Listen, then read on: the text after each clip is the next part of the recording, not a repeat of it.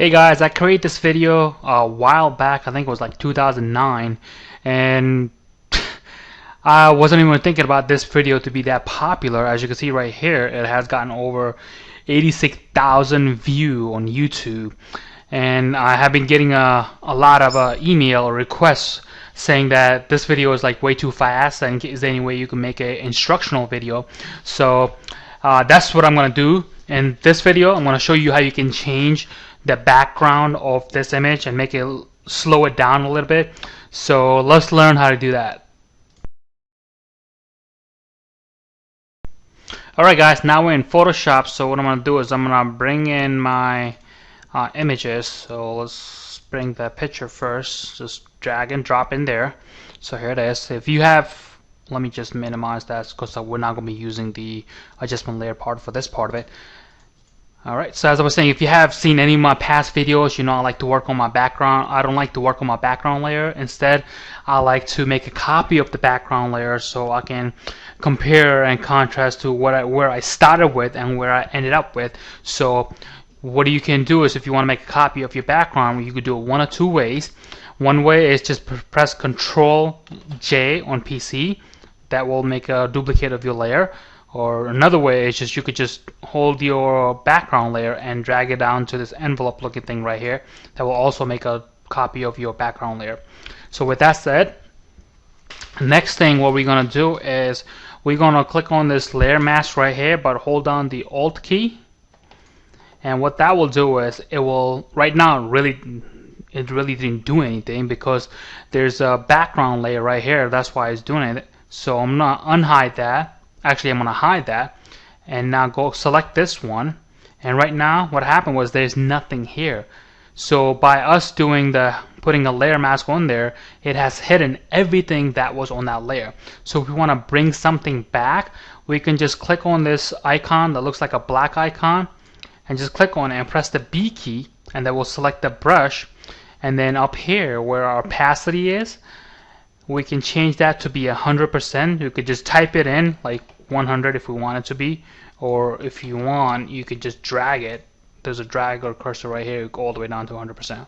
And then we could just start typing it in. As you can see, as I'm brushing through, the image starts to come back.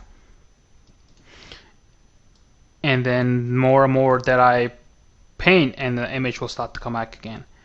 Alright, so I'm just gonna do a few more clicks here. And the next part is for us to add the background over here. And I'm just doing a rough estimate, as you can see.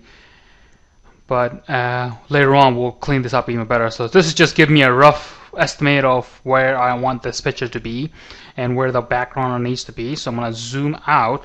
And then next what I'm going to do is I'm going to go to File. And then I'm going to go to Place. And then I'm going to look for that folder where I have my image saved up, the background image that is, which is this. So let me zoom that in so you can see. So this is the original image and this is the background image. So we're just going to click on it and open it up.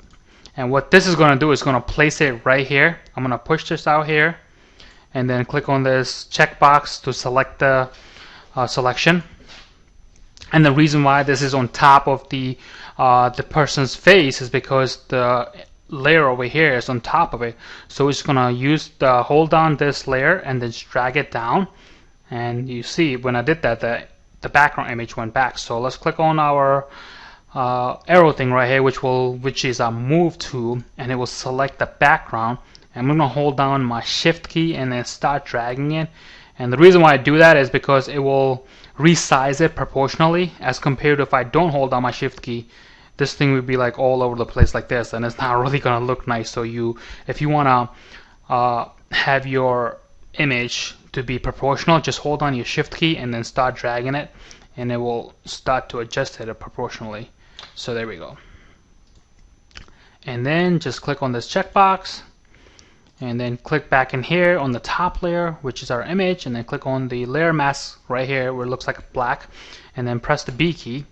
And then what we could do is, see, we have like a little beigeish color, which was the background of the wall. We can take that out by zooming in first. Let's just zoom in a little bit, and then press the X key, And what that will do is it will change that background color from white to black.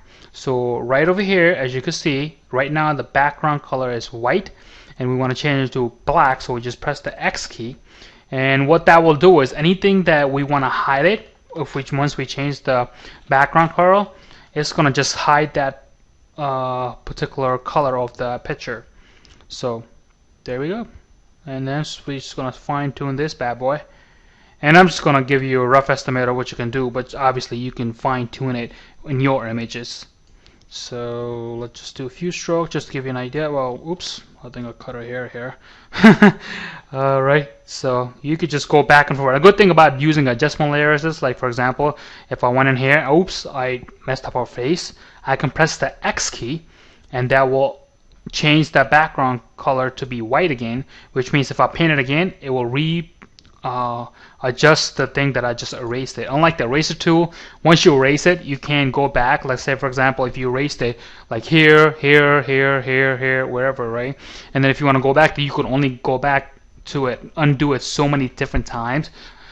Unlike the adjustment layer, you can just mess it up if you wanted to. Like, just let's say I erase this part right here, and then I erase this part, and then I erase this part, and I want to repaint that. So what I gotta do is just change my background color to white, and I can just repaint it, which is pretty cool. I think that's probably the best way to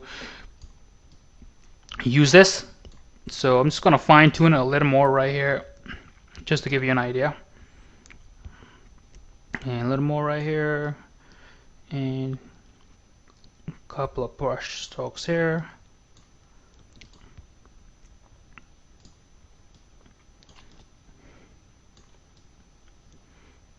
And voila, there you go. And this is just to give you an idea how you can quickly change the background of any image you wanted to. And obviously when you do yours, you're going to be doing a lot better job than what I have done, and I'm just giving you an idea. Hopefully that will help you, and I'll talk to you later.